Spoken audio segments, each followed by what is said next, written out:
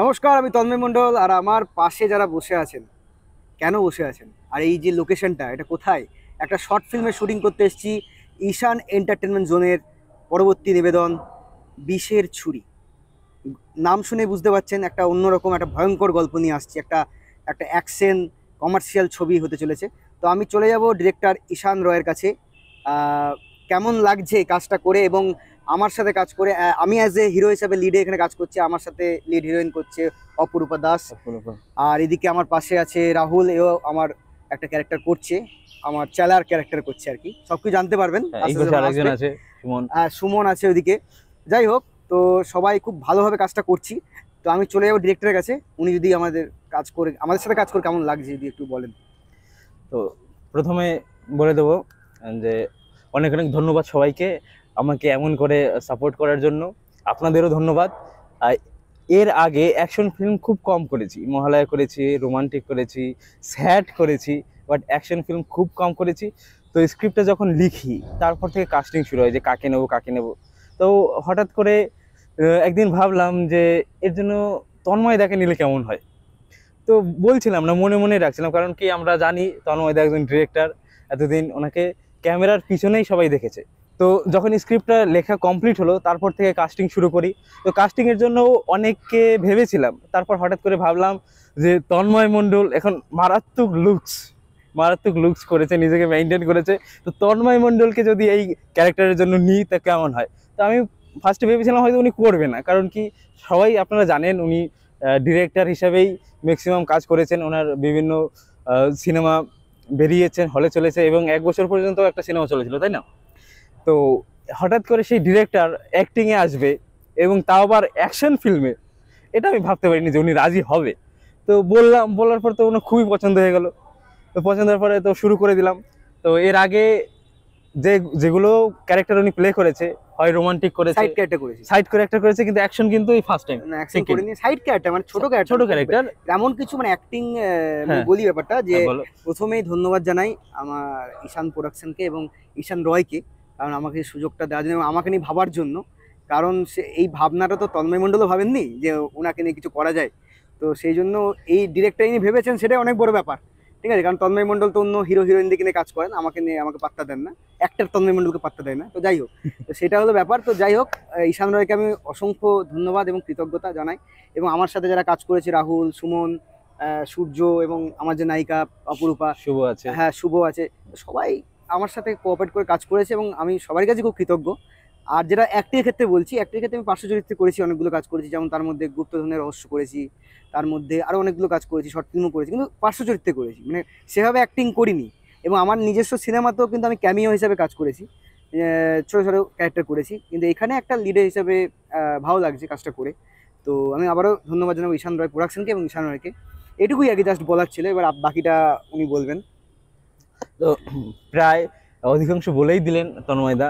তো বেশি কিছু বলার নেই, খুব তাড়াতাড়ি সিনেমাটা আসবে। আর এরপরে অ্যাকশন ফিল্ম, শুধু অ্যাকশন নয়, এখানে অ্যাকশন ছাড়া আরো অনেক কিছু মশলা রয়েছে এই ফিল্মটায়। যেমন নায়িকা মানে খুব ভালোভাবে কাজ করেছেন। হ্যাঁ, খুব ভালোভাবে কাজ করেছেন নায়িকা। তো আমরা নায়িকার মুখ থেকে কিছু শুনিনি নাকি? হ্যাঁ হ্যাঁ অবশ্যই, একদম। তো আমরা উদ্গ্রীব হয়ে আছি। নায়ক নায়িকা। তো একটা কথা বলে রাখি, মানে এখন যে ফিল্মটা করছি, এটা বলবে তুমি। আর আমি একটা কথা বলে রাখি যে এই যে নায়িকা অপরূপা, একে কিন্তু আমি ডিরেকশন দিয়েছি একটা শর্ট ফিল্মে। আচ্ছা আচ্ছা, ঠিক আছে, তারপরে যে আমি ওকে নিয়ে আমি ওর হিরো হিসেবে কাজ করছি, এটা মানে বেশ অন্যরকম হয়ে গেল, মানে এপিট উপিট হয়ে গেল ব্যাপারটা। মানে ডিরেক্টর হিসেবে কাজ করে ডিরেকশন দিয়েছি, তারপর আবার পরের শর্ট ফিল্মে দেখছি ওকে ওর হিরো হয়ে যাচ্ছে, মানে এরকম ব্যাপার আর কি। আচ্ছা বলছি, এটা কি ভাবতে পেরেছিলে যে তন্ময় মণ্ডল এই ডিরেক্টর, যে হঠাৎ করে তার সাথে তোমার কো আর্টিস্ট হবে, এরকম ভেবেছিলে কিছু? না, এরকম তো কিছু আমি ভাবিনি। আর প্রথম যখন আমাকে অফার করা হয় এই রোলটার জন্য, স্টোরিটা যখন আমাকে দেওয়া হয়, তো আমি খুব এক্সাইটেড ছিলাম, স্টোরিটা আমার খুব ভালো লেগেছিল। আর সব থেকে আগে যেটা আমি বলতে চাই, ঈশান দাকে একটা ধন্যবাদ জানাবো, কেননা এই ক্যারেক্টারটার জন্য আমাকে কাস্ট করার জন্য। আর হচ্ছে ঈশান প্রোডাকশনকেও অসংখ্য ধন্যবাদ। আমার এটা প্রথম কাজ ঈশান প্রোডাকশনের সাথে। আর ভীষণ ভীষণ কোঅপারেট করে কাজ করেছি, আর সেই সকাল থেকে আমরা এক নাগাড়ে কাজ করে যাচ্ছি এত রোদের গরমের মধ্যে, রোদের মধ্যে। গরমের মধ্যে। তো ভীষণ ভালো লাগছে। আর তন্ময়দা যেটা বললেন যে আমাকে আগে একটা শর্ট ফিল্মের ডিরেকশন দিয়েছেন, তারপরেই আমার সাথে এখন হিরোর ক্যারেক্টার করছেন, এটা উনি যেটা বললেন যে সৌভাগ্যের ব্যাপার, ওটা আমি বলবো যে আমার সৌভাগ্যের ব্যাপার যে ডিরেক্টর থেকে এখন আমার অপোজিটে হিরোর ক্যারেক্টার করছে। তো আমি ভীষণই এক্সাইটেড এই মুভিটা নিয়ে। তো আপনারা যারা দর্শক আছেন, তো ঈশান এন্টারটেনমেন্টকে সাপোর্ট করুন, এই মুভিটা দেখুন, আপনাদের জন্যই তৈরি করা হচ্ছে। একদম। আর ভীষণ ভীষণ হেসে খেলে মজা করে এত রোদের মধ্যে আমরা খুব ভালোভাবে কাজটা করেছি। তো ধন্যবাদ অপরূপাকে।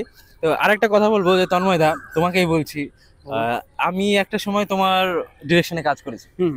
আজকে প্রথম তুমি আমার ডিরেকশনে কাজ করছো, হ্যাঁ। তো কেমন লাগছে এটা?